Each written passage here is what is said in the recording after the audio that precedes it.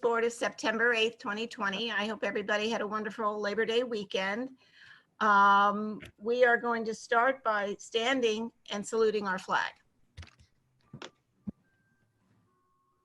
I pledge allegiance to the flag of the United States of America and to the republic which it stands, one nation, under God, with liberty and justice for all. Thank you. Pursuant to the New Jersey Open Public Meetings Act, adequate notice of this meeting has been provided by posting on the bulletin board in the entrance hall of Beach Haven Municipal Building and mailing the same to Beach Haven Times and the Asbury Park Press. This meeting is a judicial proceeding. Any questions or comments must be limited to issues that are relevant to what the board may legally consider in reaching a decision for each individual application. Decorum appropriate to a judicial hearing must be maintained. Colleen, can you hear me? Yes, I can.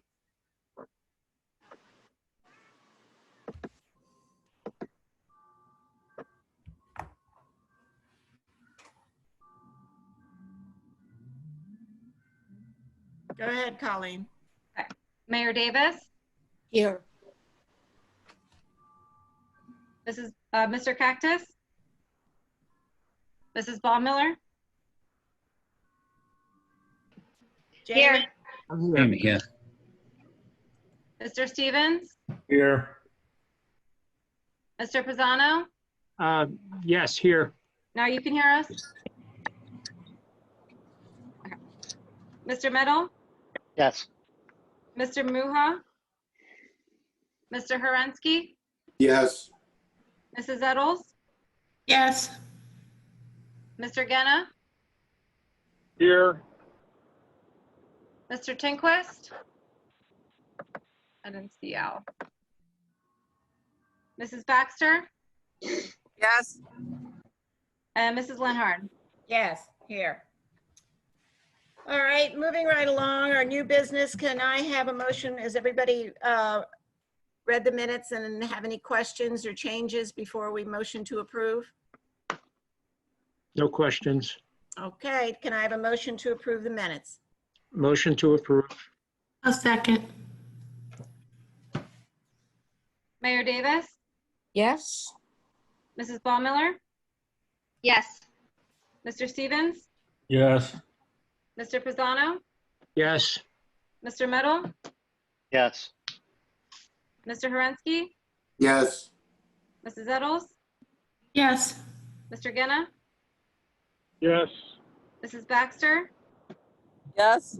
Mrs. Lenhard? Yes. All right, the next item on the agenda is the approval of the bills. Is everybody, Colleen sent them all out to us. You have a chance to go over them. Any questions about them? No questions. Can I have a motion to approve the bill? Bonnie, Yeah. it's Stu. I spoke to Colleen today. I know Mrs. Dieter's been looking to get her escrow out. So I had a Okay. voucher. I didn't get it. Unfortunately, I have it. I was going to send it to Colleen now. It's a $300 voucher for meeting attendance and resolution preparation. Can you I could talk just- up, Stu? I can't hear you. I'm sorry. I said That's I have better. is that better? Yeah, All right, I have a bill for Dieter. They've been looking to get their escrow Escrow. back, and so I spoke to Colleen today. Unfortunately, it did not get out. I have it. I was going to send it just before the meeting. I can send it to her now. It's $300. It's 2 hours, an hour for my appearance at the meeting and an hour for preparing the resolution, which is the usual charges that we submit for that work. okay. So Well, I we would can ask add that it. that be included. I can send it to Colleen as we speak. It's written up and signed. If you Does give me a anybody minute, have I'll just forward it to A her. problem with that? We'll include it No. with the bills? No problem. Okay. No. Do I have a motion to approve the bills with the Dieter's escrow included of $300? I so move. Have a second? Second. Davis? Yes. Mrs. Baumiller? Yes. Mr. Stevens? Yes. Mr. Pisano, Yes. Mr. Meadow, Yes. Mr. Ferensky, Yes. Mrs. Eddles, Yes. Mr. Genna, Yes. Mrs. Baxter, Yes. Mrs. Lenhard. Yes. All right, the announcement we have on our agenda is Yoga Bohemia is moving to the Dollar Parlor in Bay Village. Does everybody know where that is? Yes. Okay, all right. Okay, the next thing on our agenda is Resolution 2020-12, which is the chicken or the egg resolution. Has everybody had a chance to read it, and does everybody understand it now? Maybe, Bob, you want to Certainly. go over it quickly so they can make sure they understand the changes that have been made? Sure. We had a couple issues. This was actually heard in July. We looked at it in August for a resolution, and there were a couple things that needed to be addressed. One was hours of operation, and then the second was the design for the awnings and the signs and the paint schemes for the colors. And there were some things that we decided to carry into September. Mr. Raven was kind enough to get us the sample for the CHEG signs and awnings. Gave us a couple of different samples, and more importantly, he said whatever the board wants to do is that his client's fine with whatever you guys want to do with respect to colors. And if Mr. Raven, if I'm wrong, correct me. But and then the other issue was the hours of operation. We went back and forth on that in August. Should it be 24 hours a day? Is there a limitation on hours of operation? We looked at an ordinance that was sort of on point, but not quite. And what I did was I wrote it up so that the takeout is be 24 hours a day, basically, unless you guys change, unless the mayor and council changes the ordinance, no limitation in the ordinance for hours of operation. But the hours of operation will be the same as the CHEG itself. If the CHEG closes, the CHEG to go should be taken. Connie and I talked about that at some length. So I revised the resolution to say those couple things, that the signage was presented to us, 2 different samples, with the understanding that you guys can decide what you want to do on the signage, and the hours of operation. And otherwise, everything that was in the July meeting that they agreed to was in the original resolution.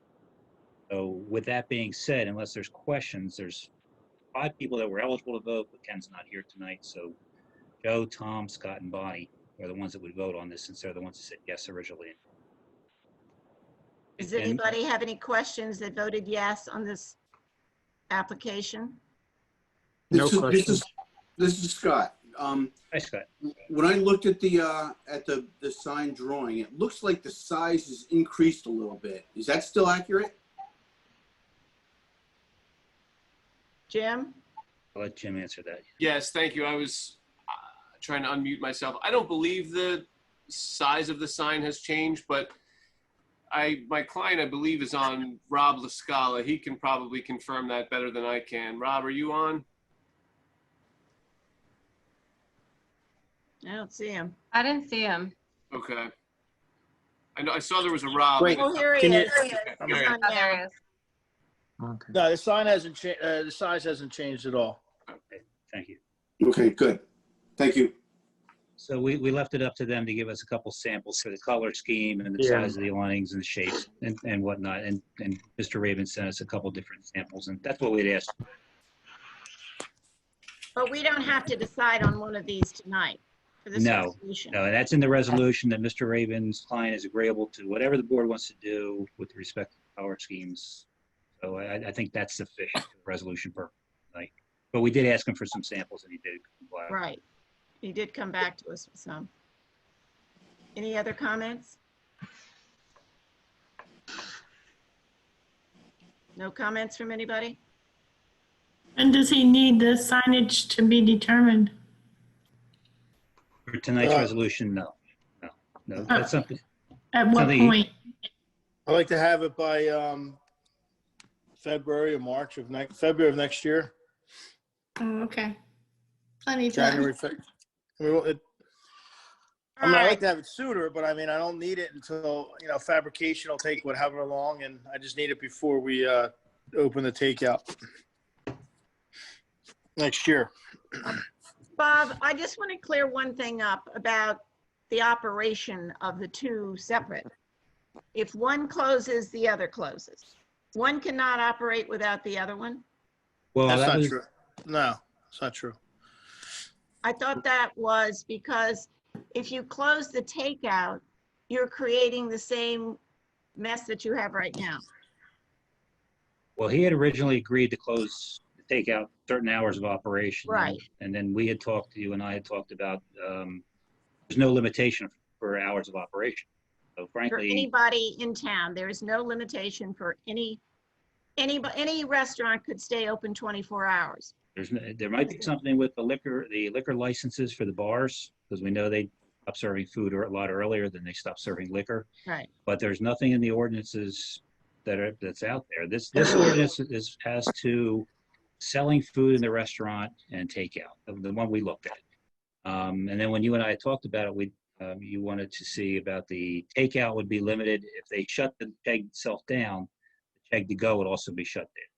But the Right. other's not the case. If they could shut the takeout early, if the restaurant itself stays open 24/7, that's great. But they don't have to keep the takeout to go 24/7. But if they have the takeout 24/7, the restaurant has to be open. Is that The correct? restaurant is what?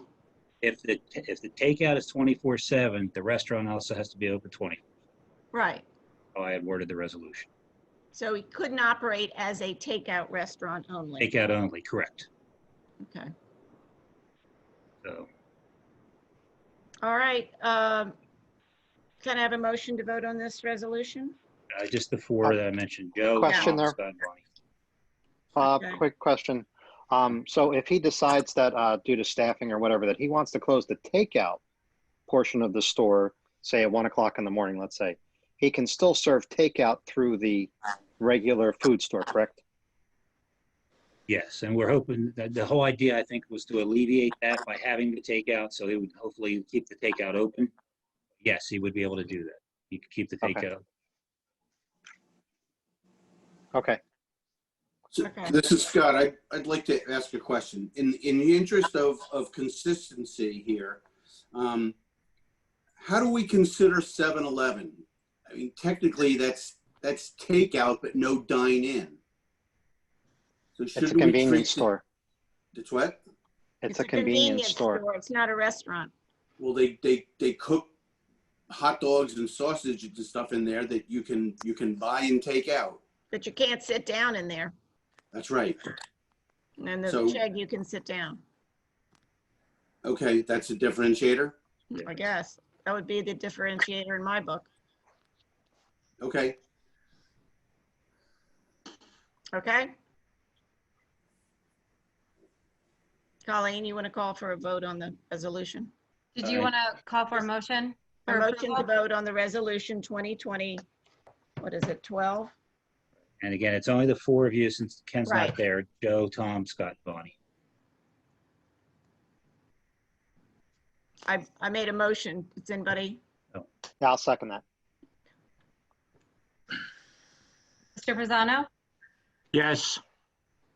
Mr. Meadow, Yes. Mr. Horensky, Yes. and Mrs. Lenhard. Yes. Okay, Bonnie, resolution with that, passed. thank you, Colleen. Bonnie, with that being said, I'm going to take off for the Yeah. night. Thank you, Bob. Thank you. Everybody, have a good week. Thanks. Bye-bye. All right, the next resolution is 2020-14. It's the division of Joan Barron's property on West Avenue. Did everybody get a chance to read that resolution? Bonnie, may I And who comment voted that? on that resolution, Colleen? Who did not? Everybody, Ken wasn't here, so Penny voted on it. Okay. All right, can I have a motion to approve it? If you have no questions or comments? Bonnie, I have a comment on that Okay. resolution. I drafted the resolution according to what the board acted upon at the meeting. While drafting the resolution, I realized, and I looked into the records, this property is treated as two separate properties. I mean, it's already subdivided. I think what the board actually did was allow the development of the lot that's on, whichever lot number that is, that would have been, I think, lot 19 was allowed to be developed. And lot 18, where the house is allowed to maintain its nonconformities. I was going to put a proviso in the resolution, and I was going to ask Frank, right now they have to go and re-subdivide, file the map. But the maps, this is all filed and it's made part of our tax map. And normally they merge properties, they put it on one tax bill. This property still gets a separate tax bill. So I don't know if, we'll go along with the resolution the way it's written, but if they do not have to file the map and it can be modified to say that these approvals include the relief requested without filing a map, I think that may be a prudent act on part of the board. But I thought about it after I drafted the resolution and looked at it and said, this is, I went to the tax map just to tax billing and to see how they handled it. And there was testimony that there were 2 tax bills. It's fine, we can adopt the resolution, but I think if there's any, if there's a question about refiling a map to create this, that can be addressed by an amendment at a later date. Right now, the resolution is how the board acted and what was before it. Well, It wasn't for us to do that. Barron is going to be very annoyed that she had an amendment. If she wants to sell this lot and have to go through that, shouldn't it be done right the first time? Well, this is right. I mean, we re-subdivided Yeah. it for her, but I'm just saying that there may be a way to put in the resolution the relief that she wants without the need to re-subdivide and confirm that which is of record right now. Or That do may you be, want to not deal with this resolution tonight and put it in a new resolution? Is that what you're saying? I could just add, we could adopt it with just a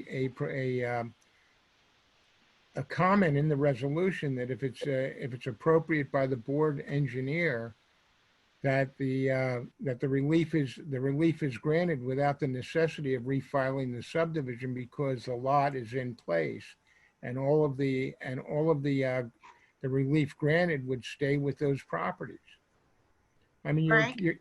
Yeah, because- I don't have an issue with what Stu's saying, but you need to add something to the resolution, and then we can confirm that there's really 2 separate tax bills, not one tax bill listing both lots. Oh, yeah, but shouldn't we add it before we vote on it? Yes, well, I think whatever Right. Stu just said, you want to make that amendment to the resolution. so Right. you have that option. All right, Stu? I can make the amendment. I can do it at the end of the meeting. I can just send you an amendment. The language, I can write it and send it to you to be added on so the board knows what they're voting on. And we'll defer voting on this till the end of the meeting. All right, why don't we do that? I'd hate to wait another month. I mean, this whole, All right, fine. We can vote on it at the end of the meeting then. and that way, Can we see the plan at the end of the meeting too when we vote? Can somebody bring that up? You don't Yeah. have, okay. I'm just a little confused. Do you remember from last month? He was away. You weren't here last month? I was here. Yeah, that's what I thought. I just wanted to see a plan so I understand what it is we're doing. Okay, all right. Well, we'll deal with this. We'll come back to this at the end of the meeting. thank you, Bonnie. I just Yeah. thought it may be, No, that's fine, Stu. I just, I want to do I it. didn't want to do it before the meeting because no one spoke about it before. Okay, This came up after drafting the resolution and looking at the public records. which we wouldn't do. No, and, Yeah. if it was provided to us at the time, maybe it would have, but she did testify that she had 2 tax bills, and that was in my notes, and that's what I wanted to confirm. Right. Okay, moving right along, we're going to go to application, that 2020-15.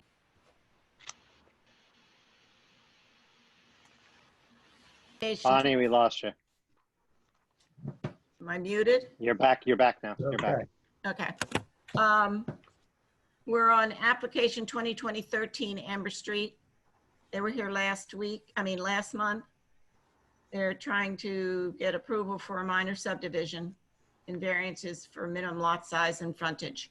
And he wanted to come back and show us his new plans. So You may Yes, thank begin. you. James Raven on behalf of the applicant, Amber Street LLC. Before we start, Mr. Little, can we swear Frank in? Sure. Mr. Little, do you certify the testimony you give tonight will be true and accurate? I do. Thank you. Mr. Rabin, do you have any objection to Mr. Little serving as the board's professional planner and engineer? No, I don't.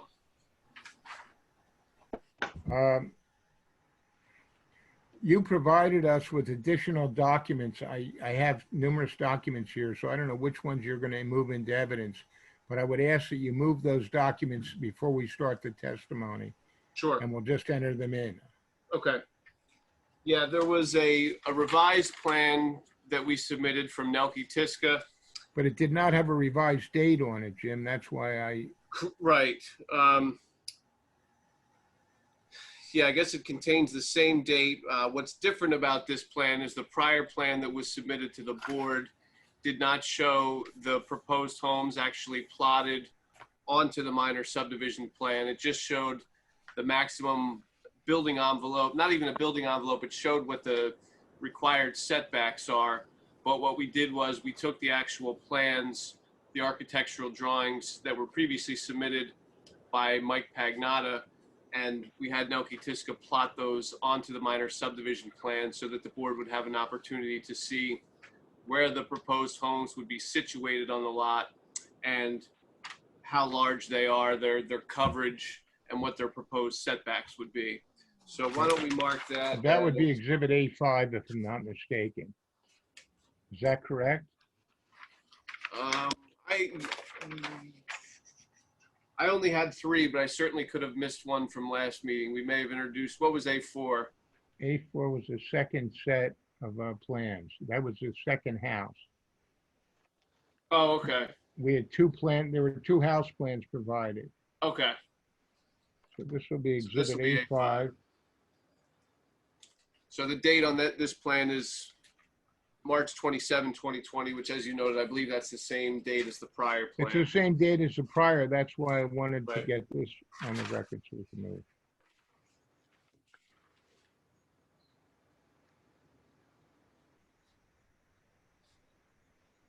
And the other 3 exhibits that we'll mark, I'll have Mr. Pagnotta explain in more detail what they are. But for now, for the purposes of marking, we had one that was marked that was described as Amber Board 1. And that one was basically a comparison of 2 single-family dwellings on the proposed lots versus a duplex. So that'll be A6.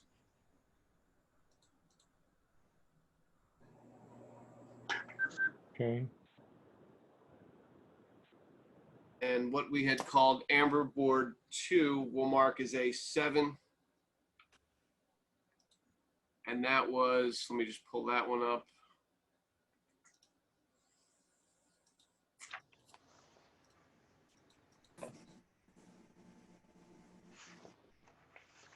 That one was a rendering of the 2 single-family homes shown with a view from the street. And then so that'll be A7. Then what we marked as, what we described as Amber Board 3, we'll mark that as Exhibit A8. And that was basically a copy of the tax map where we highlighted the size of the proposed lots versus some of the lots that were of similar size in the surrounding neighborhood. So it was just to demonstrate how the proposed lots would fit into the surrounding neighborhood. I think what you provided in that were 40-foot lots and then lots under 5,000 square feet. I believe that's correct, yes. All right, go ahead, Mr. Rabin. Thank you. Mr. Little, you did not submit a revised review on this, did you? He did, actually. It was a letter dated August 31, 2020. And I did receive that. Okay, then that'll be Exhibit B2. Should I have it? I'm sorry. Yeah, sorry, Stu, I had myself muted for a minute, so. No, I have it here. I apologize. All I right. was looking at the July 27th and then you came up with the August 31st letter. Right. Okay, thank you. All right, Mr. Rabin, go ahead. Thank you. Okay, thank you. So as I stated, we submitted the revised plan from Nelke Tiska. What that demonstrates is that is Mr. Tiska on this? Do you have Mr. Tiska here this evening? Doesn't look like I do. So there were, I'll describe it. It was basically like, as I stated, the proposed homes were plotted onto the plan, and the proposed coverage for each of the two homes is 31.9%. So we're more than 3% below the permitted maximum lot cover, building coverage, which is 35%. So we're under that on both at 31.9%. And then the way the homes are proposed to be situated on the lot, there's as Colleen's now demonstrating, the setback for each of the homes to the property line separating the two proposed lots is 8 feet for each lot. So we're proposing to have a distance of 16 feet between the actual dwellings. And then on the outside setbacks, so for proposed lot 14.01, that would be, there's an easterly setback, proposed setback of 8.5 feet. And then for proposed lot 13.01, there's a proposed western side setback of 8.5 feet. And doesn't look like he took a measurement of the rear yard, but it's well in excess of the permitted 8 feet. And we're proposing a 15-foot front yard in accordance with the plans.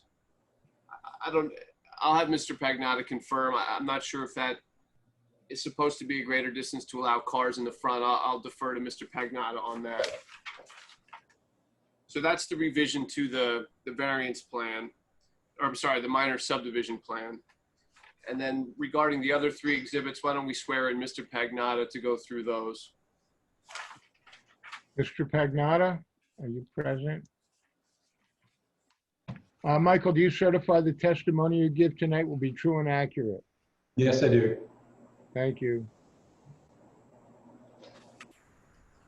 Thank you. And Mr. Pagnotta, at the prior meeting, previously provided his qualifications as a licensed architect and professional planner in the state of New Jersey. I don't think there's any objection to his continuing with those qualifications. Thank you. Mr. Pagnotta, one of the documents that we submitted that was referred to as Amber Board 1 is now being shown on the screen. It's a comparison of 2 single-family dwellings versus what a duplex would take up on the same lot. Would you please describe that exhibit to the board, please? Yeah, and first of all, I want to thank everybody for accommodating our request to be heard tonight. I wanted to clarify our position, and I think these graphics really help explain what we're trying to do on the site. On this particular graphic, the upper left represents the massing of an allowable duplex on the property. That would be also following the same allowable setbacks as the Excuse me, Mr. Pagnotta, what would the building coverage be of that duplex? That would be 35%. All right, so that's been taken into your into consideration with what you've drawn? Yeah, that would be 35%, and that would be meeting all setbacks, all height and floor area ratio and everything else. And then the graphic below shows our proposed 2-story arrangement where we're allowing for 16 feet of open space between the 2 structures. We're also designing the homes to be under coverage. So we're trying to provide a solution to this, a design solution that's, even better than the 35% coverage. So you can see in the plan to the upper right how the configuration of the 2 homes would sit on the property. And then the bottom right would be just a front view, kind of a straight single point perspective of the 2 homes, showing the open space. Now they would be landscaped and planted and stuff like that, made more attractive. I just wanted to show you the massing of how the project would sit on the site. And then just to further give evidence of the size of that duplex, if you look on A8, which is our site plan, our tax map. I just took a little picture of another duplex that was actually built, which would represent a structure similar to, thank you, Colleen. So the photograph to the right there would be a similar duplex on an 80-foot lot. And that's kind of what I'm trying to counter. That's what I'm trying to not do. I'm trying to, create two small single-family homes as opposed to the one massive duplex. And I think it's a better solution in land use. I think it's a better solution architecturally. I think it's a better solution for the community. I'm trying to do something that's actually smaller than what's allowed. I'm trying to do something that provides more light and more air for everyone. What are the proposed heights of the two homes, Mr. Pagnotta? These are 34 feet 6 inches, or about 35 feet. It's negligible, but they're below the 35 feet. Okay. So from a planning perspective, the two proposed single-family dwellings would provide a lot more light, air, and open space than the duplex. Is that accurate? Yeah, yes. And I think just even on a pedestrian scale, I think as far as providing interest and aesthetic, some beauty to the street, I think it would be more attractive than the large duplex. And how about the remainder of this exhibit? Is this intended to demonstrate that these lots would fit well within the existing neighborhood? Yeah, if you look at the tax map, you can see the complexion of the neighborhood. The kind of a mosaic of the yellow and the blue. They're all similar lots that would fit kind of comfortably, within the context of this neighborhood. They certainly they would be right in line with what's going on there. Okay. So you feel that this is a better planning alternative than the duplex? Yes, I do. Okay. And then, Colleen, would you also put up, are you finished with this exhibit for now? Yeah, go to A7. Okay, yeah, why don't we show A7?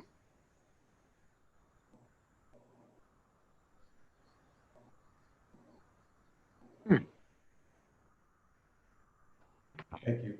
So A7 shows the two homes, as developed. We would provide, a lawn if that's what's, desired. We can do that. But just want to show the scale and the quality of the designs that would, I think, contribute more to Beach Haven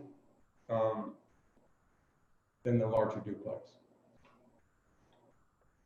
I have a question. This is Penny, Mr. Pagnotta.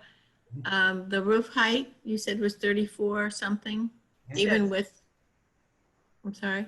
It's 34 feet 6 inches.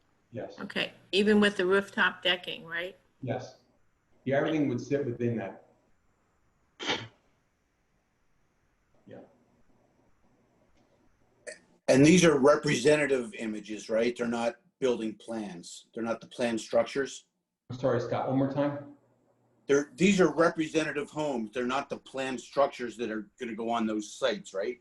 Oh, these will be. I would build these homes. Yeah. These are the actual plans. Oh, okay. Thank you. Yeah. Okay. Yeah. I mean, I'm going to change the colors or something like that, but they're indicative of the floor plans that we've provided. Mm-hmm. Anybody else have any questions? Michael, I would think you said floor plans. What about elevations? The Are these the elevations are provided that as are well. provided? Yeah, they would be the same. Like I said, if we might change texture or color, but that would be it. But nothing else. This is Jim Stevens. A couple questions. The last time we talked about off-street parking spaces, I'm not seeing the 18 by 9 feet. We have the garages, and then we have the space in front. I'm talking about outside of the garage, the off-street parking. Yeah, Mr. Pagnotta, Mr. Tiska's plan showed a 15-foot front setback. Is it your intention to actually set that back a little further to allow for parking in the front, or were you recessing the garage? How were you going to handle that? That's a good point. Yeah, if you look at the floor plans, the garage doors can be set back to provide the second spot. So the garage doors would actually be set back, and I'll testify and assure that there would be the 2 spots. We would just put the garage door back to allow the space under the deck for the additional footage required. Okay. So it's your testimony that you will provide a space outside of each garage in the front yard? Yes. Okay. That's it, the 18. 9 by 18 space. The other part of the question, you show that graphic of the duplex, or however you want to call it, it's side by side townhouse. Aren't they, from a square footage, the footprint's going to be the same as the 2 single families as it is the townhouse? Yeah, I mean, the floor area ratio would be the same. Okay, Beach Haven has established a 50% floor area ratio, so that would not be any different. It's really the distribution of the space and the configuration of the structures that in a duplex you have no choice but to, in this case, go east to west in one large mass, and it would be shallower. That's true to the north, but that does nothing for the people of the community or anybody else. But you're right, as far as if you had the duplex, you would probably have an increased side yards and probably an increased rear yard because they would be joined, and that 16 feet between them would end up in side yards and rear yards. You would have what I showed. You would have 8 on the left, 8 on the right, and everything else would be structured. You're not answering. And then you would have a deeper rear yard, though. You have a deeper unit with a single family. You would have a less deep unit, or if you had a narrow unit, you would have more side yards. Yes. Mm-hmm. And what I'm trying to do to balance that or mitigate that is I'm providing a solution or a design that's 31.9% coverage. So we're coming in at, over 3% smaller than what's allowed. Right, I'm sure the duplex would be the same. The 35%. The other part, is there more value with 2 single families versus a duplex? If you're trying to create value in a neighborhood and create comparables for other homes in the neighborhood, you're trying to raise the overall quality and value of a neighborhood, then yes, these would have more value to the Beach Haven community than would a duplex. So yes, they would be worth more money, and they would yield more tax from that valuation. What do you do about, I mean, isn't this area designated for really duplexes, trying to bring some diversity into the township and make some of these areas more affordable to younger people? I mean, we have a quote unquote a low and mod component, but by building a duplex, it's a more affordable, most likely will be a more affordable unit for. I think that's a good point, and I think that would be an appropriate point in a different context. I think in this case, our duplex unit would sell for like $1.1 million, and a new home would sell for like $1.25 million. So, we're looking at, as far as affordability, I guess it's subjective, but these aren't going to be like 299,000 duplex units. They're still going to be, a pretty expensive home. It does bring in a lower price point, and I believe this area of the town was looking for a different product than more single-family homes. That would be up to the town, yeah. Has that been established, Jim? I'm sorry? Has that been established that the town is looking for a different product in that area of town? Well, it's zoned for duplex, right, 60 by 100-foot lots, which is a duplex lot, which is a different element. It's not a single family area. How many single families are on that street? How many single family homes? I know that answer. Okay, Jamie.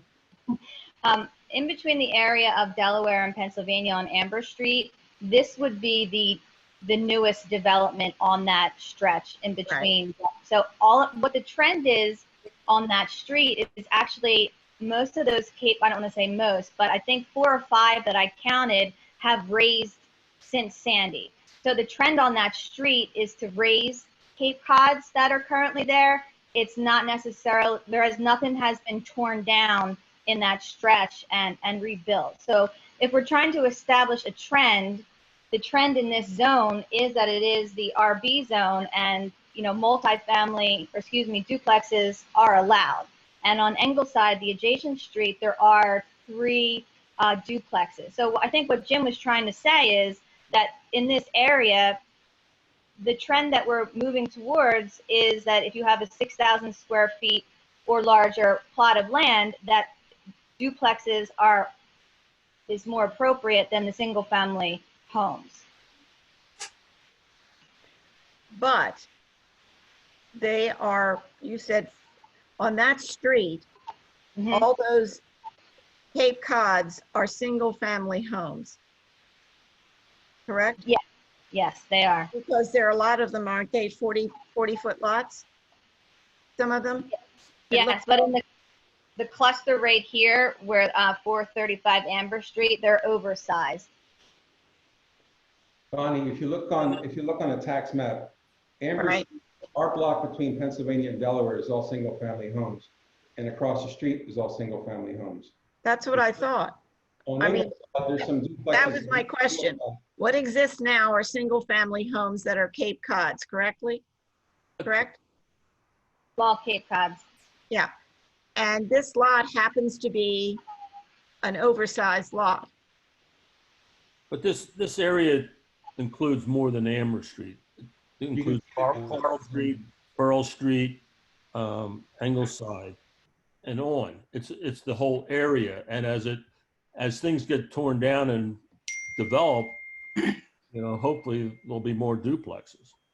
Right. That's what I was also trying to get at. I have a question for Mr. Pagnotta, because I'm just a little confused. At the last meeting, we were looking for some type of artistic rendition of a duplex, and the only thing that you really presented us was duplex massing. So you're kind of leaning towards, you just gave us more pictures of an artistic rendering of 2 single family homes, and you really haven't given us anything of what you would create as far as a duplex. So it's kind of leaning one way. And at the last meeting, that's why we pushed this forward, because we wanted to see, 2 equal representations in order to make, the best decision for this area. So I guess I'm asking you, how come you didn't give us an artistic rendition of a duplex that you could create there? Well, I tried to do something better. I tried to show you an example of one that's actually built on an 80-foot site. I was trying to show you a photograph of, something that's actually been approved and built in Beach Haven. So I'm saying that's the contrast. The contrast is what I would call an inferior product or an inferior design, countered by what I'm proposing. I'm not going to, anyway. I know, but there's duplexes on Ingleside, especially right behind this, a cute little yellow duplex that kind of fits into that area just as well. I mean, you chose a duplex, but there's also 3 other ones on Ingleside that could fit also in that area as well. So I'm just wondering, why? It just seems kind of one-sided to me. Well, this is my side. I'm representing my side, so it might be a little one-sided, but that's kind of my job. Right, but that's why we pushed it to this meeting. That's why we moved it a month forward, because the land use board wanted to see what a duplex would look like. Right, and I think because the lot is wide, if it were a 50-foot lot and I was doing a cute little yellow duplex, I could do that. But it's a wide lot, and it's more conducive, I believe, to 2 single-family homes. The one I showed is an 80-foot duplex, and this is actually 85 feet. So it'd actually be wider.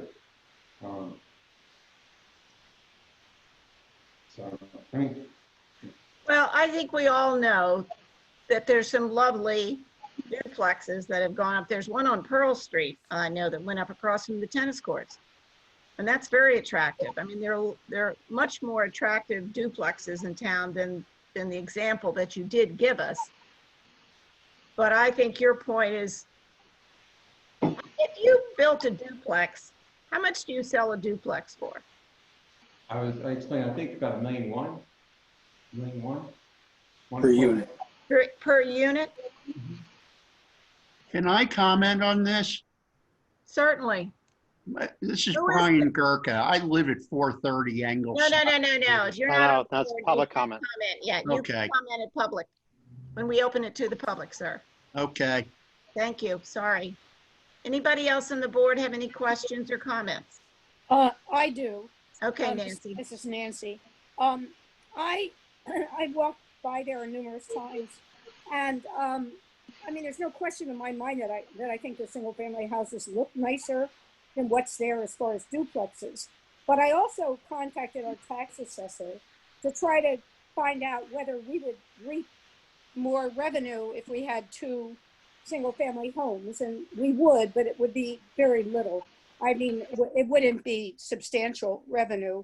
I think when we're talking about the idea that we have zoning in this area, and the idea that maybe, and we don't really know this, the zoning came about because this would give people that don't have as large incomes to be able to afford to live somewhere in town. This isn't anything I think that was discussed in the master plan. Bonnie, I think, that might be something we might want to look at in the future. Do we want to have areas in town? I mean, it certainly doesn't fall under affordable housing, but I do feel that we are zoned as duplexes in that area. And I hate the idea of putting single family houses on smaller and smaller lots, unless we change our zoning in that area. I think we need to look at that and come up with what we should do in the future. If we want to make that area a single family house on a 40 by, what is it, 40 by 100 lot approximately, or is it 40 by 100? Yeah. Then I think we need to rezone that area. And I agree with you. I'm having a problem with everybody saying this is a duplex area when there's only that one lot. Those other lots are not sizable for duplexes. Well, yeah, the other issue would be just build a larger single family home on that lot. That's what I would prefer. That's what I would prefer. That way you would have a little bit more, it wouldn't be quite as crowded. And I don't really think at $1.1 million, whether it's a duplex or $1.2 million, it's a single family home, is money. It's not going to make much difference in what we get in tax revenue. Right, but I mean, if you want to keep it a low cost area for people to be able to afford, I don't know, that doesn't seem like a low cost house to me, whether it's a duplex or a single family home. So, I mean, if you're looking for teachers to buy or police or firemen or whatever, I think it's tough to buy a $1.1 million home. I agree. So. And even if it's a duplex, it's still going to be expensive. $1.1 million each. Yeah, part. look at what these condos are going for. They might be less than $1 million, but they're close. The real estate market right now is on fire. So to spend $1 million for a duplex, I live in one, and it's been assessed at $1 million. I bought it for $450,000 9 years ago. So these numbers that we're throwing out, I think, are irrelevant. I think what Michael is presenting is something that's consistent with the neighborhood. I think a giant single-family home would be intrusive in the neighborhood, just from an architectural point of view. In my opinion, I think what Michael presented in those drawings are consistent with the neighborhood. I think a duplex would be an aberration. And in looking at my street, I'm on Coral Street. I'm just opposite the property in question. And in my opinion, even my own home was intrusive. I'm two doors down from Nancy and Jim. Jim was a policeman in town, and it's an aberration on the street. But 3 lots down from that, Bill Burris is proposing a duplex, and each one of those, one is going for 1.1 and one is going for 1.2. So that's what the prices are. So to think that building a duplex is going to be more affordable than 2 single-family homes that are being proposed is absolutely preposterous, even from a mortgage and finance point of view. The only advantage was that Nancy said we'd get maybe a little bit more tax revenue, but to build something large in a neighborhood where there's single-family homes now, if I was one of the neighbors and I had something to say, I would say go for the 2 single-family homes. That would be my opinion after listening to what's being spoken about here. But go ahead, proceed. No, thank you, Joe. Okay. Any Well, more? it'll I be agree. interesting to hear from the public. May I? Hear from the board or anybody else on the board that has a comment. I do. Tom Metal does. Looking at the neighborhood and the quaint homes in the neighborhood, yes, they're going to be tall houses that are going to be there. But I agree with Joe. I think 2 houses, a little bit smaller, would look much better than one co-joined house in the middle. I I just agree. think it just looks more like a neighborhood, even though it is. Exactly. It's I consistent. agree with you, Joe. Exactly. Thank you. All I right. agree with you both, guys. All right. So this is Scott. I'd like to point out something. Other than the lots in question right now, there's only 3 properties on that block, both sides of the street, that are 60 feet or larger in width. 3 out of however many there are. Most of them are 40 feet, aren't they, Scott? Right. 45. Yeah, 45. Okay. And some 50s on the south side. Okay. All right. Is that all from the board and no other comments? Yeah, the only other comment I had, there was an ordinance created that any new subdivision, the minimum lot size is 50 by 100. So I'm not sure why we're willing to break that standard. Well, we're willing to break it because we're the land use board and we hear variances. So it's a variance, the so we're purpose of hearing this. it. Yeah, that's our purpose. I agree with Jim Stevens, but the purpose also is to follow the master plan. And the master plan, in every single zone, it says that all new subdivisions should be 5,000 square feet. So if that's, I mean, if you're, like Nancy said earlier, if you keep allowing subdivisions to be smaller, then you have to change the law. This is supposed to be pretty difficult to get, or you go back and you change the zoning law. Well, So- we could keep creating laws until the land use board is non-existent because we hear variances. So I there'd be nothing understand to that. discuss. But you should be following the master plan, and if But the lot coverage for what's proposed is at least reasonable. I don't know, Stu, Yeah, do you there- have any guidance here, please? There's The guidance nothing to is- say. Stu? The guidance is we have an ordinance that says that new subdivisions have to be 50 feet. But also as a land use board, you're authorized to grant variances if they come forward and they can meet certain criteria. And the board should be aware of the criteria. If there's a hardship, if there's a benefit, this wouldn't be a use variance. This would be a variable C variance, if any. And what the applicant's coming forward with is he's trying to show that he's going to create more open space and air. He's going to create less building coverage. He's going to create larger areas between houses. And, look, we do have the 50-foot requirement. So basically what that's for is to create larger lots in the borough.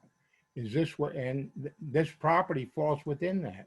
So the board has to determine whether they want to see larger lots created here, or if they prefer to see 2 lots here, or leave it as an existing oversized lot to be developed lawfully. I mean, this property could be developed lawfully with either a single or a 2-family home. So I have a question. Go ahead. Is it possible if this is passed to put in the resolution to hold the developer at the 31.9% coverage, building coverage? Oh, Jamie, without a doubt, and that's one of the reasons that the board would probably consider this. I mean, you're getting lower lot building coverage in many instances. And looking at what he's doing is he's building 20, the way he's doing it. And also I would want to hold the distances between buildings and the setbacks, because what's happening here is you're getting greater setbacks than you would get otherwise. And that's, you know, those are criteria that a board would consider. And in all my resolutions, if there's any conditions, we place them there. And in certain instances, and we haven't been doing it lately, but in certain areas, we require the builders or the developers to deed restrict the properties so that the actual criteria that they were approved for doesn't get lost in the shuffle.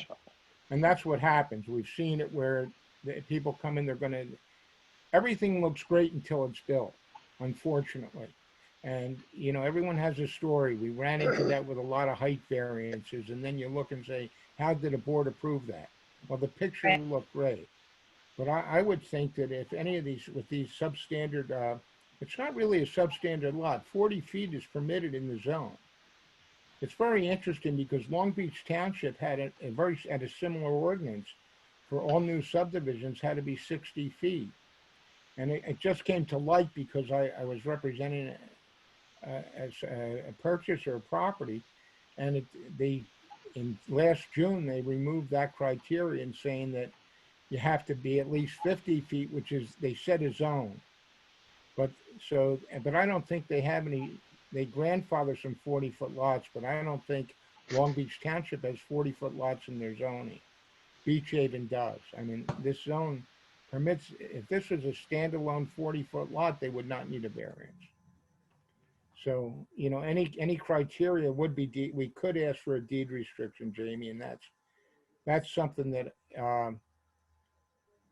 I don't think is inappropriate, because that way, sometimes we don't have it now with the way things are kept digitally, but it used to be when we came into town hall, you'd have to go in the attic and look for the 1982 and 1983 resolutions, and they were very difficult to find, and things got lost in the shuffle. So, you know, I would agree with that as criterion. I would also think that a deed restriction would be appropriate when the board does grant certain relief.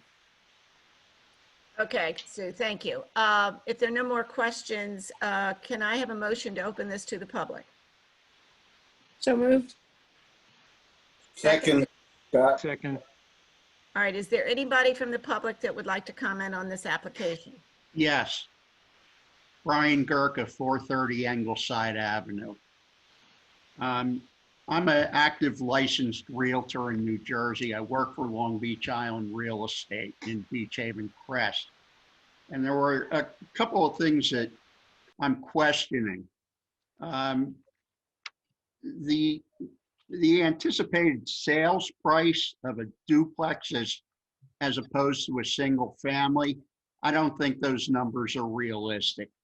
The last one that Mr. Pagnotta did down on Pennsylvania Avenue, right around the corner, that just sold for $1,250,000. I don't know of any side-by-side that is sold anywhere near 1.1 million.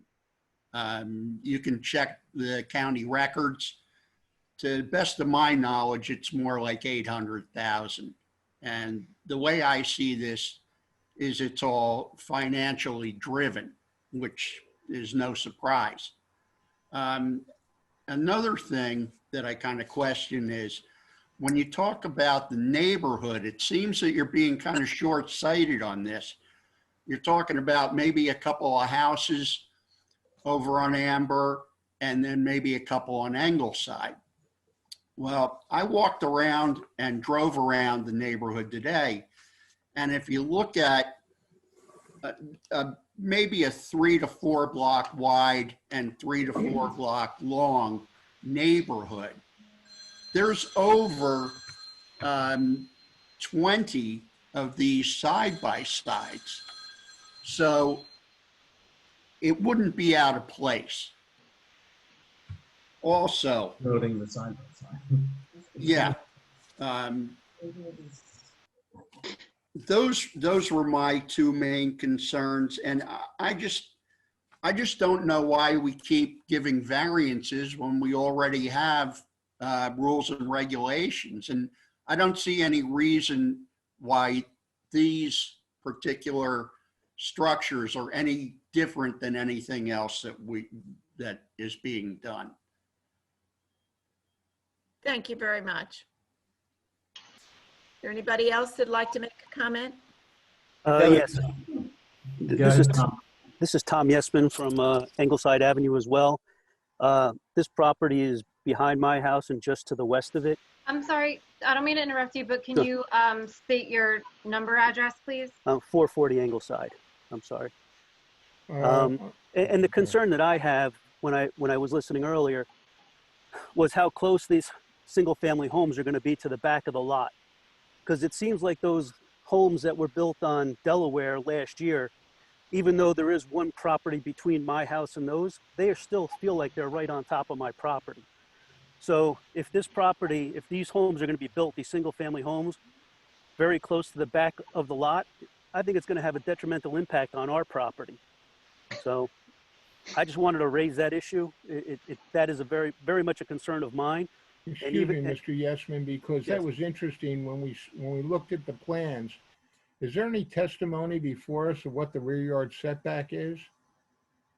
No, and that's what I brought up earlier. Unfortunately, Mr. Tiska did not put that measurement on the plan, but as can be seen on there, it's well in excess of the minimum of 8 feet. Well, I think you hear Mr. Yesman has some concerns, so I think it would be good to know what's proposed, and that goes into the restrictions that were previously mentioned. I'm sorry to interrupt you, Mr. Yesman. No, other than that, my only other comment was that our neighbors right to the right of us also expressed the same concern regarding, and this would be directly behind their house. And they expressed the same concern to me that it would be, it would be almost claustrophobic to have a large property a large building right behind their property. So. This is Frank Little. Excuse me, So- I think there's roughly 31.5 feet from the end of the house to the end of the property line. Is that right, Frank? Yeah, that's about right. I'm going to say if you said it couldn't be anything less than 30 feet, you would, right. if we were going to put something in a resolution, that's the number I would be using at a minimum. Okay. You take the length of the house plus the setback, the 15 feet in the front, is subtracted to the length of the lot. Yeah, about 31 and a half feet roughly is the rear yard setback, where 8 is permitted if they wanted to push it all the way to the rear. Okay. Anybody? Thank you very much. Anybody? Other comments about this application? Yeah, this is Greg Gersich, 431 Amber Street. And my question has to do with the revised plans that were shown tonight. These were not included in the notification. Is the board suggesting that we only have tonight to consider those modifications to the application? And specifically, there was a plan. There was a plan and a rendering shown that I thought had different dimensions. So the plan seemed to show 5-foot setbacks or on one side and 8 on the other. And then the rendering had 8 feet all around. The total width didn't seem to add up either. I think it exceeded the 85 feet. So the plans didn't appear to be in order. Do we have an opportunity to see those plans again and consider those? Would you bring that up, Colleen, the plan from Nelke Tiska? Yeah, also all the plans are posted on the website as well. Yeah, but the notifications were sent considerable time ago. I had no idea that there were revisions. And I'm glad that you answered the questions my sister raised in her email regarding the coverage, the side setbacks, and the height, because those variances weren't sought in the original application. So thanks for those clarifications.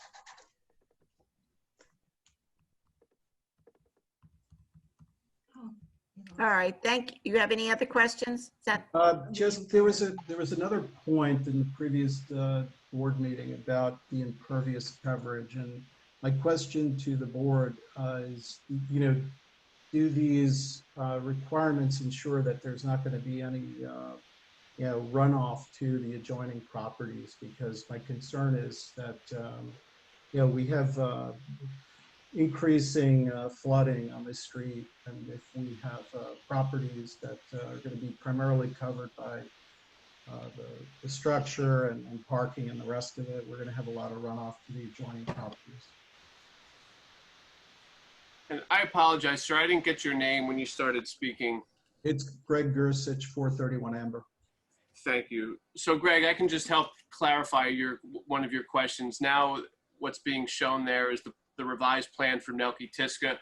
I think what may be confusing is in between the two buildings, it shows what the minimum 5-foot side setback is. But if you look toward the front of the structure, there's an 8-foot side yard setback proposed for each of the dwellings there to the property line separating the two. So there is an 8-foot setback proposed from each of the dwellings to that interior side yard, which is consistent with the rendering. But that 5-foot setback that's the minimum may have been confusing. Yeah, that's helpful. Thank you. Okay. Frank, is that about the size of a driveway? What's the size of a driveway? 16? No, a two-car garage, which I'm assuming these will have, allow a 24-foot driveway opening. What about a single, though? A single-car garage only permits 12, but I would assume these will be two-car garages, 24-foot driveway width. Well, one's a single and one's a double. One's a single car garage and one's a double car garage. Well, a single would only allow a 12-foot curb cut, and a two-car would, I mean, I would suggest that he modify these if it gets that far to two-car garage, only because then you can park additional cars off the street, where with a 12-foot driveway open, it's difficult. Right. Right, but the width of the house is 21.1 feet. Well, what's a two-car garage? 22. Roughly. So- Roughly, the driveway's 22 and a two-car garage. But if you have a two-car garage, whether it's 22 or not, you can still have a 24-foot curb cut. Just so you know. Okay. Frank, the garage is 2 cars deep also. All right. Is there anybody else in the public that would like to comment? Yes, we reside at 442 Amber Street. And your What's name? please? Joe and Tish Gambella. We've been here for over 50 years. And we would rather see 2 single-family homes than a duplex. Okay. We are Directly across from the applicants. Thank you. Welcome. We are very concerned about this structure being taken down and one behemoth of a house being put up, which would, I agree with the man from Coral Street. We agree with the man from Coral Street. It would completely ruin this lovely street. And a duplex would be the second worst thing that could happen. So those 2 smaller homes really just makes more sense in what this is. Thank you. Thank you Sorry, ma'am, could you please say your first name? Tish, T-I-S-H. And my husband is Joe, J-O-E, and the last name is G-E-M-B-A-L-A, and we're at 442. Thank you. Thank you. Thank you. Are there any other comments from the public? No one has their hand raised. Nobody? Okay, can I have a motion to close it to the I public? have a public comment, please. All right, go ahead. Yeah, identify myself as Douglas Collier, reside at 111 South Pennsylvania Avenue, adjacent to the said property. Okay. So also adjacent to 2 properties that were built by Mr. Pagnotta next to me, little north of me on Pennsylvania Avenue. And I just want to give the support for this project.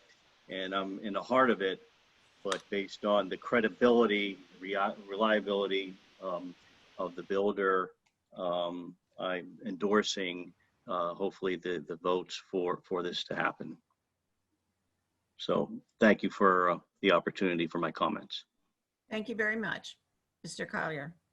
You're welcome. All right. Last call. Anybody from the public, any more comments? No hands are raised. Okay.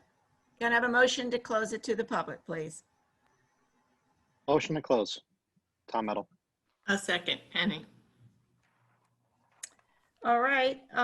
Any final comments anybody on the board has about this application before I make a motion? If I could sum up also, I think one thing I just want to make clear, there was discussion, about the new subdivision, I'm sorry, not new subdivision ordinance, but the subdivision ordinance that's in place where on new subdivisions, you need 5,000 square feet and 50 feet of frontage.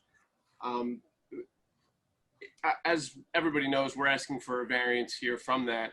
And we're close to the 5,000 square feet at 4,672 feet. And I think it's important to note that single-family dwellings are permitted in this zone on 40 by 100-foot lots. So while we're definitely short of the 5,000 square feet, that's why we're requesting the variance, we are larger than the minimum lot size requirement for the single-family homes at 42.5 feet wide. And the area, as I stated, is not that short of the total required area of 5,000 square feet. So, and we are requesting a C2 variance here where the benefit outweighs any detriment. So as Mr. Pagnotta testified as a professional planner, he feels that this is the better planning alternative, that we're providing more light, air, and open space than could be provided with a duplex, and that it's more consistent with the neighborhood. So even taking into account the subdivision ordinance, we feel that the way these lots are configured at 42.5 feet, and they're sort of unique in that they're deeper than the standard 100-foot lot. So you're getting 109.95 feet of depth. They're basically 110 feet deep. So we think that these are appropriate for a variance from that subdivision ordinance based upon the configuration of the lots in this neighborhood. That's all I have. Thank you. Thanks, Jim. Anybody else have any more comments? All right, do I have a motion to approve application 2020-13? Is that it? Am I saying the right number? Yes, you're correct. Yeah.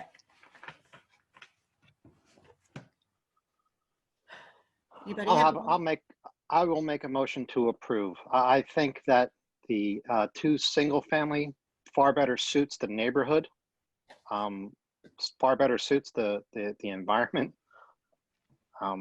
That's why I think it's a good idea. I'll second it based on Tom's comments. Could I just ask that we put in the motion that the land that's taken up by the house is at 31.9%. Max. So that, I mean, because they are giving us a little That's more open fine. space. And I think, listening to everybody, you swayed me. I need to make one more comment. We have to make sure that we have the garage doors recessed to provide the 9x18 parking space fully within the property. Right, and we want to be sure there's 35 feet behind in the backyard. Well, 31. 31, you don't have 35. Okay, Can I make a comment, make it real clean? Yeah. Then Stephen, to add the resolution, I just wrote some numbers down. Minimum 30-foot rear yard, minimum 18-foot front yard, and minimum side yards of 8 feet, which I think fit in all that criteria, and a 32% lot coverage. Okay. That's Okay. good. That That's rounds good, everything up. That just rounds it. I will amend my motion to reflect Jim's sage advice. The We have a front second. yard, I'm Joe. sorry, the front yard setback at 18 feet, is that to the garage? The That's garage door, Jim, I think if you No, go no, to the that's- building, you're gonna, No, it's, you can do the garage doors, you can have the offsets, and you can't get around them. They're gonna park on the side. I think it needs 18 feet clear, clean. if they do that, will they be able to maintain that 30-foot rear yard? It seems to be there. Okay. That's fine. And does the board have any objection to placing in any resolution, if it is approved, that these requirements be deed restricted as far as a deed be filed setting forth the restrictions of the development of this particular property? I don't think it's something that is I think the applicant would agree to that. And I think it's just a matter of prophylactically protecting what the board does in the future when you do grant certain relief, especially when there's the applicant is coming forward, relaxing at more stringent standards than the ordinance provide. And I think that's what's driving the board to allow this particular development. I would agree to that. Me too. Just to be clear, in the restriction for the coverage, the lot coverage, that means no pools, correct? No in-ground pools? Pools are in the lot coverage. Lot coverage. Is technically right now 75%, but may change to 60% very shortly. It's not included in building coverage. Okay.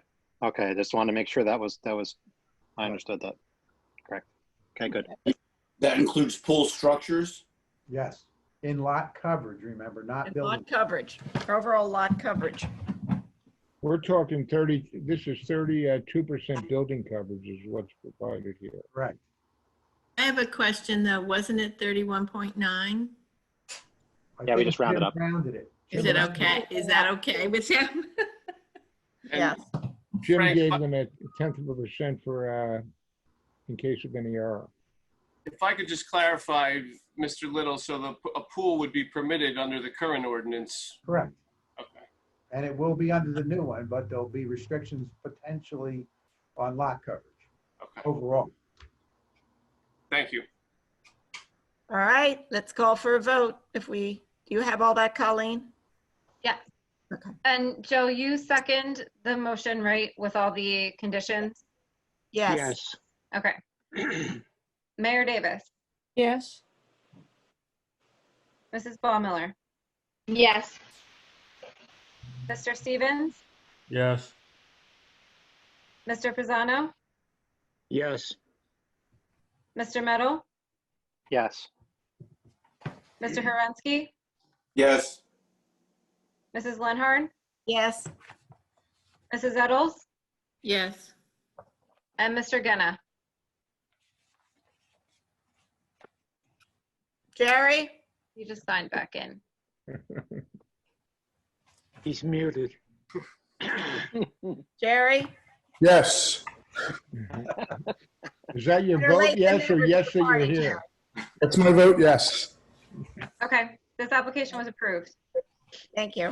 Thank you. All right, guys, next thing on our agenda is discussing the pool ordinance. Did you all get a copy and read it? Yes. I have two questions, just to clarify, since Nancy and Jamie are both here. You have to get 2 separate permits, is this correct? It says any dewatering operation in excess of 100,000 gallons per day must obtain a dewatering permit from the New Jersey Department of. How does one know how much water they're going to be dewatering a day? Is it something you get after you figure out how much water? I'm a little confused by that statement. Maybe I had can the same question too, and Frank answered this for us. What did I answer, Jamie? I'm just kidding. About if someone applies for a permit, you know, Right. how much is it approximately going to cost them? Like, what are they in for? Right. Well, basically, you know, I don't have those numbers right in front of me, but basically most of these pool companies have an idea of how much pumping they're going to need to dewater the pool per day. I've done quite a bit of sewer work in the area, and I don't recall any contractor pumping more than that per day. So that usually, we don't find too many people obtaining that permit, but we're going to have the discharge metered. So at some point, if it does reach that, even if it's after the fact, they may have to obtain that permit. I don't think that permit's hard to obtain. It's just another step in the process. But if they've already dewatered, Go ahead, Scott. if they've already dewatered, what's the point? I mean, it's a done deal. You're asking for forgiveness after the fact. Yeah, it's hard. I mean, like I said, most of these pool companies have an idea, depending on where they are, whether they're on the ocean side or the bay side, as to how much they may end up dewatering. It is going to require them to go actually install a meter on the discharge hose, and the sewer authority is going to be billing them because it's got to be discharged to the sewer system via a county utility authority permit. So there's going to be a lot of eyes on this, and if we start seeing a lot of overages, then more than likely we'll be asking them to get the DEP permit before we even start. This is the first time anybody's actually done this. Beach Haven's probably the first to really go after this. And mainly to eliminate the water running down the road, constantly creating green slime and, you know, all the beauty that dewatering brings to a neighborhood. So, okay, my question is our sewer system strong enough to handle all this dewatering? Yes. It is? Mm-hmm. Okay. They would love the. It'll really flush it out nice too. You know, if I'm not mistaken, I thought Joe Pisano, when we heard the original pool ordinance, came forward with a faction from the Ocean County regarding the dewatering, and the dewatering was a major consideration that I don't think a lot of these smaller towns took into account, and really would make it a lot cleaner operation for the remainder of the people living here. Is that correct, Joe? Yes. I mean, Frank, what's your read on that? No, I think you're right. I mean, right now it's a nuisance depending on where you are. I mean, obviously, if you're on the bay side, it's easy to do water because the bay's right there. But when you're on the ocean side or mid-block, the water's running all the way down from, say, Atlantic Avenue to Long Beach Boulevard before it hits a storm drain. Right. And it becomes a real nuisance, and you know, and I think this ordinance is going to help tremendously. Okay, then everybody's is happy with the way it's written, didn't want to change anything. You can What send about it the back. coverage that's set forth in that? What effect is that going to have on what's being coverage- constructed? The bit that has to be part of the 35%? Is that what you're talking about, Sue? No, it has to be part of the impervious coverage from that. Right, correct. The overall percentage of lot coverage. So lot coverage, you took out impervious, so we're dealing with lot coverage? Right. Right. So in other words, where you house the equipment counts towards the 35%, correct? Correct.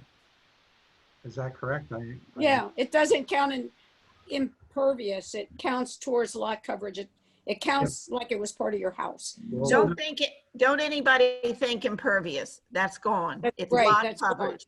Lot coverage is, in the newer ordinance, is 60%. So the pool equipment and the pool and the, you know, the building, the house itself can't exceed 35%.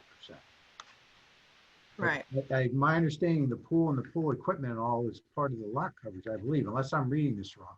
I thought that in the discussions, and I have to go back, I have a printed copy downstairs. I don't have it here. What do you want to know? I have it right here. What do you want to know, Frank? No, I think Nancy's asking the question. The question I want to know is, I thought that the pool equipment has to be housed. Right. And there's restrictions on how it's housed, so that it decreases. Three-sided. Three-sided. Yeah, three-sided. And I thought that area, which isn't really big, counts as part of the actual 35% that we allow for the house. That's what I must maintain a minimum 10-foot side yard setback. Right. And an 8-foot rear yard setback from the property line. Right. No, it doesn't say anything in here that those Doesn't. things are being included with the 35%. Doesn't say that. Oh, I thought the equipment did. We No. talked about it. I thought that was in there. I don't see it in here. I don't either. It's Well, two that was setbacks. discussed at the, when we had a conference, when we discussed the prior ordinance, those Mhm. were certain suggestions that came up. Or issues Because that at were one discussed. point, we were going to count it as the 35%, and I thought we sort of compromised and said just the bit where the pool equipment is kept No, would that, be counted there. I don't know, Jamie, do you Yeah, remember? we originally discussed that. We've been discussing this pool ordinance for almost a year and a half now. I know.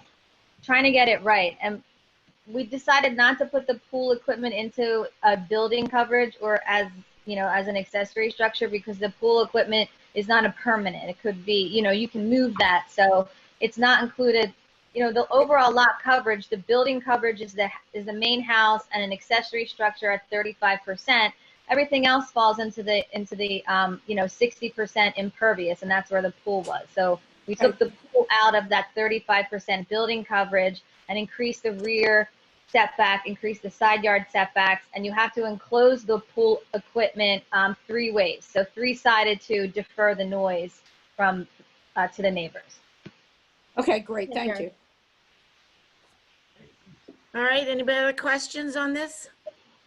I just wanted to try to understand it because I'm trying to get my head around what we're trying to do here. And I can only use hypothetical numbers because I don't have anything in front of me. But, or maybe I could use Scott's brain on this, but hypothetically, if we have a footprint for a home, that's 2,400 square feet, okay, a footprint. And then we have a pool that's 400 square feet. So are we saying that the house has to be reduced to 2,000 square feet? No. No, you're never going to have a lot size 2,400 square feet. So if you have a 4,000 square foot house, the building itself, the building coverage can be 1,400 square feet, but the floor area ratio is always going to be 50%. So I don't understand your question. We just increased. I just was concerned. Yeah, I was just concerned that a pool takes up a flat piece of the land.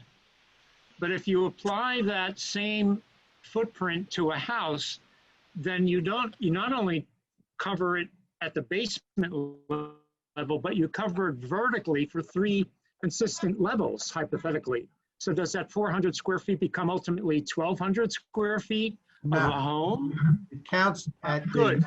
You're Good. thinking in Okay, terms of good. percentage. Good. Percentage. Okay. All right, good. Okay. No. Yeah, because I had a lot of arguments here in the family about that one, but go ahead. Good. I'm happy. Go ahead. all right. Okay. Anybody else? You 25% you can screw around with. In other words, Okay. after you build your house and your pervious land, you have another 25% of your property you can Good. screw Okay, around good. with. All right, thanks. Put a large hot tub in. That's No driveway. more anyway. All right, so then, Stuart. Yes. So you're going to send a letter back to the council? That the board's satisfied with the ordinance As written. as written. They'll do it Okay. tonight. One down, one to go. This is ordinance 2020-18C. I looked this up. I had no idea what this ordinance was saying. It's about the lights, those digital lights, signs. What? No, I just read it. No, I looked up 2012-15. 2012-15. We're looking at ordinance 2020-18C. Right. I think that what that does is there was something in that ordinance, I believe, that said something about site plans are required for multifamily and. It had to do with the marine commercial area. It didn't have anything to do with, it's a marine commercial. And it had to do with duplexes, and there was an inconsistency in two different ordinances, and it was just correcting that inconsistency. What was the inconsistency? That there was one ordinance that said that, I can pull it up on my other device. There was one ordinance that said that you couldn't have multifamily homes in the marine commercial district, and then there was another ordinance that said you could. Right, Yeah, Jamie? That was, Yeah, I'm pretty sure I'm right on that. Yeah, Yeah, I mean, I have to go back and get the actual ordinance. It was let me, related to the marine commercial area, and two ordinances that when you read, depending on which one they read, they didn't correspond to each other. So all we did is make it like a minor thing. Future, FYI, in the future, when you're going to send this to the land use board, we need a little bit more information than we got on this ordinance. Sorry, okay. I mean, do you want me to explain it?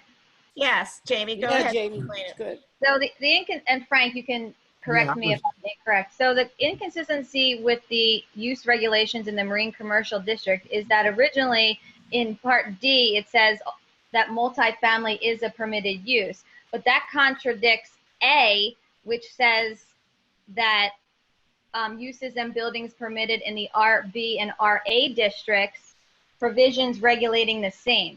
So when you say provisions regulating the same in the RB and RA districts, multifamily is not a use in those districts. So it contradicts itself.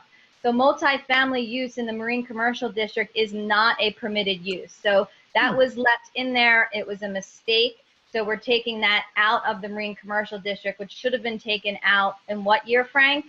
A long time ago. whatever year this thing was passed originally. Was a lot, yeah. I have a question though. What? Just because you have RA and RB uses, that specifies those particular zones. In the marine commercial district, you may have additional uses, and one of them may be multifamily. Is there anything in the records that say the multifamily was prohibited in the marine commercial district? Yes, Stu, in section 21215A, multifamily is not permitted in the marine commercial zone.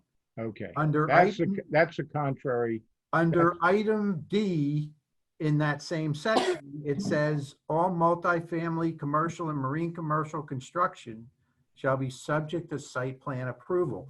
That sentence should have been removed when they changed the ordinance to prohibit marine commercial. So they're removing To item prohibit D. multifamily and marine commercial. In other words, that sentence should have never been left in this ordinance because multifamily is not permitted in the marine commercial zone. Okay, so that's always been in the ordinance. That's always been in the ordinance, and it shouldn't have, that line should have been eliminated. We're just cleaning the ordinance up. You're just taking out the multifamily line, right? Item D and We're just making it consistent. Right, Got it. correct. Okay, all right.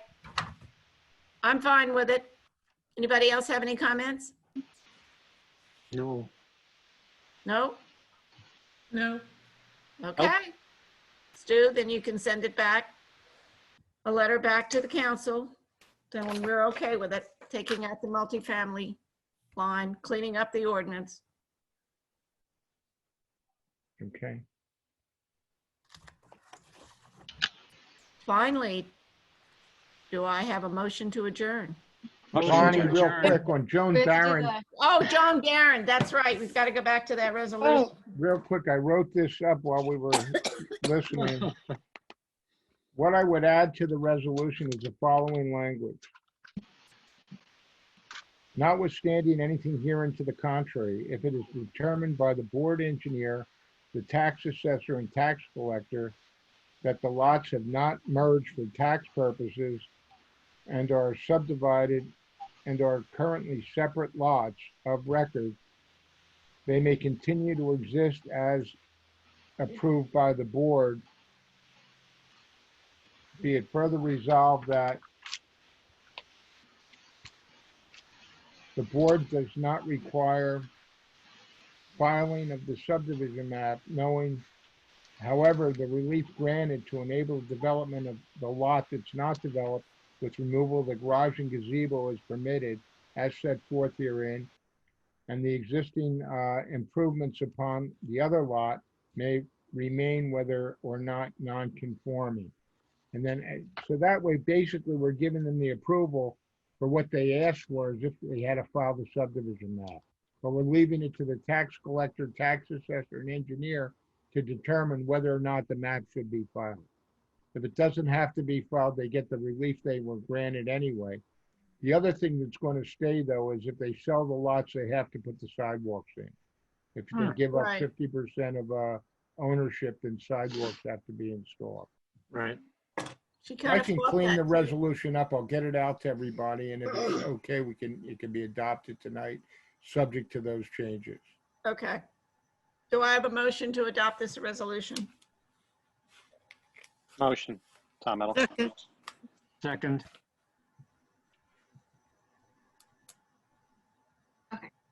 Mayor Davis, Yes. Mrs. Ballmiller, Yes. Mr. Stevens, Yes.